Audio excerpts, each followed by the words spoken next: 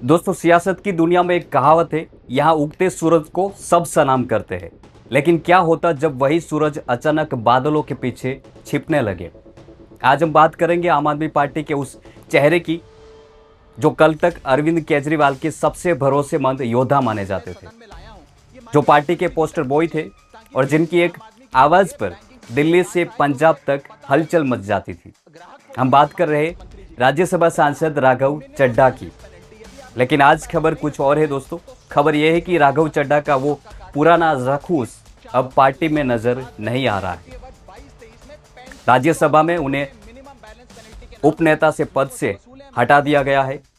यह सिर्फ एक पद का जाना नहीं है दोस्तों, बल्कि एक बहुत बड़ा राजनीतिक बदलाव की ओर इशारा माना जा रहा है। इसी बीच राघव चड्ढा का सबसे बड़ा रिएक्शन भी सामने आया है और उस रिएक्शन में उन्होंने सबसे बड़े खुलासे किए हैं। नमस्कार, मेरा नाम है दिनेश जाला और वीडियो में आगे बढ़ने से पहले हमारी चैनल को तुरंत सब्सक्राइब कर लीजिए, क्योंकि इस चैनल पर आपको भारतीय राजनीति से जुड़ी सही और निष्पक्ष जानकारी प्रोवाइड की जाती है। हमारी छोटी सी चैनल को सपोर्ट करने के लिए सब्सक्राइब बटन पर क्लिक करें और बेल आइकन पर क्लिक करना ना भूलिए।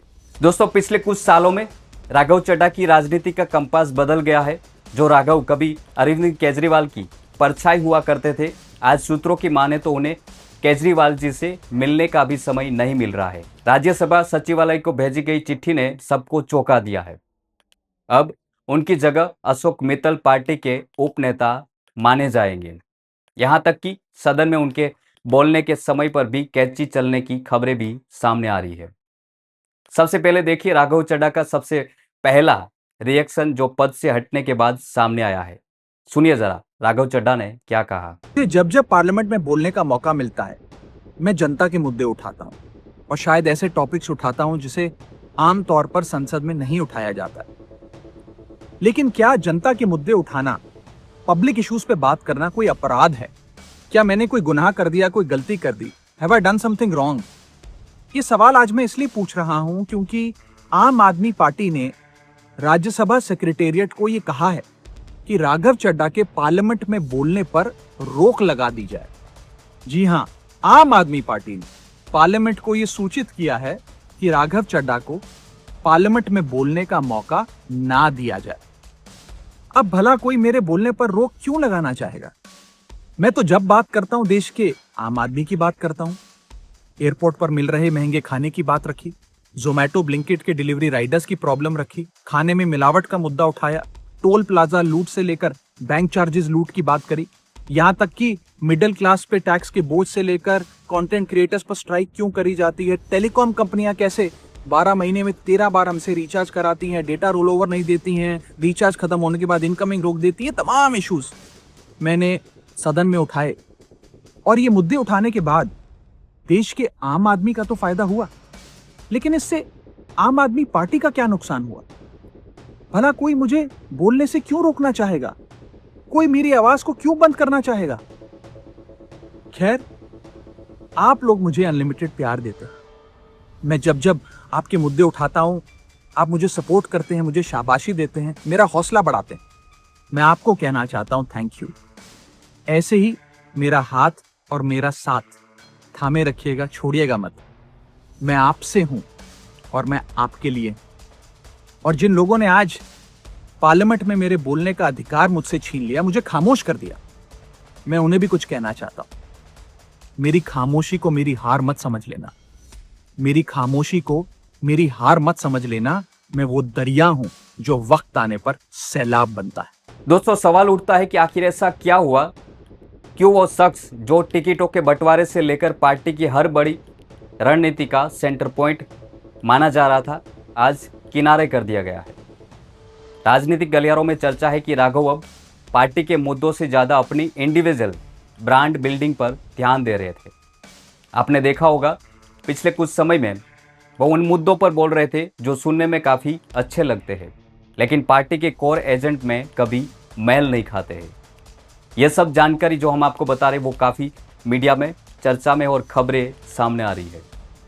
जब पार्टी के बड़े नेता कानूनी लड़ाइयों में उलझे थे, जब दिल्ली की सड़कों पर कार्यकर्ता संघर्ष कर रहे थे, तब राघव चड्ढा की सक्रियता वैसी नहीं दिखी जैसी उम्मीद की जा रही थी।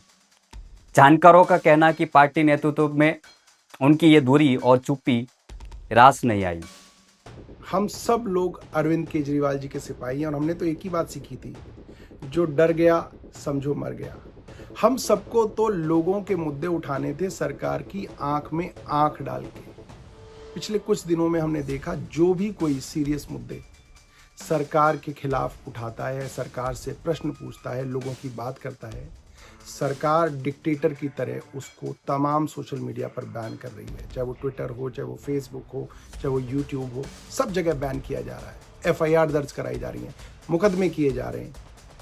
सरकार को इससे कोई फर्क नहीं पड़ता कि कोई सॉफ्ट पीआर अपनी पार्लियामेंट में करे, क्योंकि पार्लियामेंट में एक छोटी सी पार्टी का बड़ा लिमिटेड टाइम होता है। उसमें अगर कोई समोसों की बात उठा रहा है तो उससे ज़रूरी है कि देश के बड़े मुद्दों की बात उठाएं। पूरे देश में हमने देखा, हर राज्य में चुनाव से पहले सही लोगों के वोट काटे जाते हैं और नकली और झूठे वोट बना के सरकार पूरी बेईमानी के साथ सिस्टम पे कब्जा करके चुनाव जीत रही है। वेस्ट बंगाल में भी यही हो रहा है। अभी सारे विपक्षी पार्टियों ने सीईसी को इम्पीच करने के लिए मोशन लाना चाहा, आपने उसको साइन करने से मना कर दिया।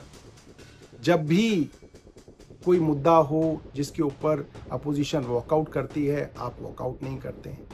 पिछले कई अरसे से मैंने देखा आपने कोई भी मुद्दा सदन में नहीं उठाया जिसमें आपने प्रधानमंत्री या भारतीय जनता पार्टी की सरकार से प्रश्न किया हो। ऐसे डर की राजनीति कैसे चलेगी? हम लोगों को पंजाब के मुद्दे उठाने हैं, जहां से आप चुन के आते हैं, आप वो मुद्दे भी उठाने से घबराते हैं। अभी गुजरात में पार्टी के करीब 160 कार्यकर्ताओं को झूठे मुकदमों के अंदर उनके ऊपर एफआईआर दर्ज की गई, कईयों को गिरफ्तार किया गया, आप उस पर भी चुप रहे। तमाम नेता हमारे जेल में थे। अरविंद केजरीवाल जी को बतौर चीफ मिनिस्टर सरकार ने एक झूठे मुकदमे में गिरफ्तार कर लिया। आप उस समय भी जो है देश में नहीं थे, आप कहीं जाके छिप गए। मेरा मानना ये है कि देश के लिए असली मुद्दे हमें निडरता से और साहस से उठाने पड़ेंगे और भारतीय जनता पार्टी की आंख में आंख डाल के आपको मुद्दे उठाने पड़ेंगे, वरना देखिए। दोस्तों, राजनीति में एक बहुत बारीक रेखा होती है, एक जननेता और एक सेलिब्रिटी के बीच की।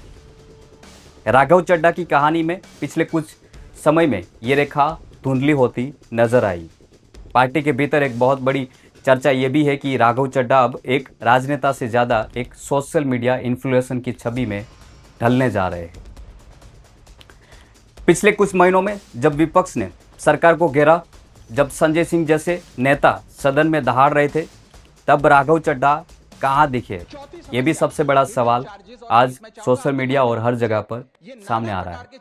क्या आपने उन्हें बड़े औद्योगिक घरानों या सरकारी की कड़ी नीतियों के खिलाफ वैसी आक्रामकता होते हुए देखा है? कभी नहीं देखा होगा। ये आज पार्टी के बीच सवाल और चर्चा भी हो रही है। पार्टी के कुछ वरिष्ठ नेताओं का मानना है कि राघव चड्ढा अब सेफ गेम खेल रहे हैं। वे ऐसे मुद्दों को उठाते हैं जिनमें जोखिम कम और पब्लिसिटी ज़्यादा हो। मिसाल के तौर पर 10 रुपये की चाय का मुद्दा, ये मुद्दा सोशल मीडिया पर काफ़ी वायरल हुआ था, वो आप सब जानते ही होंगे। लेकिन क्या इससे पार्टी का कोई राजनीतिक बढ़त मिली? नहीं मिली, ये भी सब कह रहे हैं। यही वो कारण है आज अरविंद केजरीवाल जैसे शख्स नेता ने ये बड़ा फैसला लेना पड़ा। राजनीति में वफादारी और उपयोगिता सबसे ऊपर होती है। जब नेतृत्व को लगता है कि कोई चेहरा पार्टी के हित से ज़्यादा अपनी इंडिविजुअल ब्रांडिंग में लगा है, तो ऐसे कड़े फैसले लिए जाते हैं। एक चौराहे पर खड़े हैं। राज्यसभा में उनकी उपनेता की कुर्सी जा चुकी है। पार्टी के भीतर उनका पुराना खौफ और अधिकार अब फीका पड़ता दिख रहा है। अब सवाल यह है कि क्या राघव चड्ढा अपनी गलतियों से सीखेंगे? क्या वे वापस उन गलियों में लौटेंगे जहां से उन्होंने राजनीति की शुरुआत की थी, या फिर वे किसी नई राह की तलाश में रहेंगे? इस पूरी घटना पर और इस पूरी स्टोरी पर आपका क्या कहना है, कमेंट करके ज़रूर बताइए। और स्टोरी अच्छी लगी हो तो वीडियो को लाइक करें, शेयर करें और जाने से पहले आपको फिर से याद दिला दें, चैनल को सब्सक्राइब करना ना भूलें। जय हिंद।